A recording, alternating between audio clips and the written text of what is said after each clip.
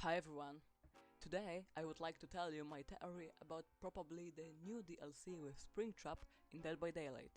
I will tell you about his possible power, perks, map and survivor that can be added to this DLC. To begin with, I will tell you about Springtrap advantages. I would divide his power into two zones. All power I would call something in style animatronic fury, but this is not a brilliant name. His first power zone would work on a buff and debuff base. However, at the beginning, after the start of the game, or after restarting the first zone of our power, the first palette will be stunned, will be destroyed and the power activate. During first zone of our power, Springtrap destroys palette by 30% faster, and also the same person faster gets up after a stun. For not being OP, Springtrap speed would be decreased to 3.9 meters per second. There are two possible attacks during Springtrap's power. The first one is like any killer and the second is the driving in the road. When driving in the road, we must stand very close to the survivor to drive it. As in Myers, for example, with one of his mirror, and the person we drive the road in is killed for one shot than for two as in a normal attack. We can also drive such a rod to a person who is crippled. A person who has a rod inserted after removing from a hook or from getting up from a state of agony must heal and pull the rod out of you. It's work like legend power. Of course, as in the case of some killers, the power ends with a putting a rod in a survivor or after waiting a while. The first perk that could be introduced in this DLC is Hex Bloody Seal. It would be something like Ruin for healing. The first thing this perk would do was to speed up the skill check for healing, and the rest is the same as for our old beloved Ruin. The second perk is Betrayal.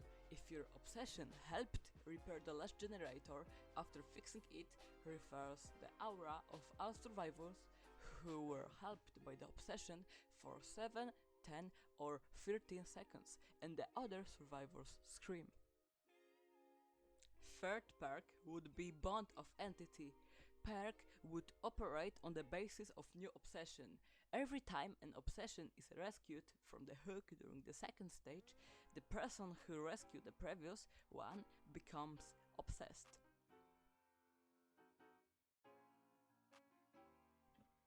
The map, which can be made available for this DLC, is without adopt the facility from third part of Five Nights at Freddy's called Fazbear's Fright. It is a seat that would have many places for generators, pallets and windows, and the creators could also use ventilations in some interesting way. There were not many antagonists in the Five Nights at Freddy's universe that we knew a lot of information about or knew its actual appearance. It's a lot of DLC in Dead by Daylight in which there is no killer or survivor, and these are DLC with copyright. I think in Springtrap's case may be similar, and there will be not any survivor. Extras, as always, will usually increase the duration of power or other similar, but they may be different, similar to AG, Myers or Legion. One of them, Purple of Red, could cause unlimited power duration, or AG, greater distance with which we can drive the rod. The second add-on could cause that the more times we drive the rod in the survivor, he needs to recover from this condition much more, like Legion.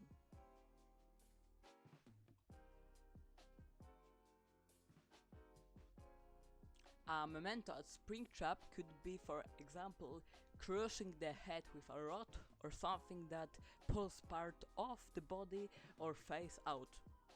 It's also the possibility of memento like hack, I think.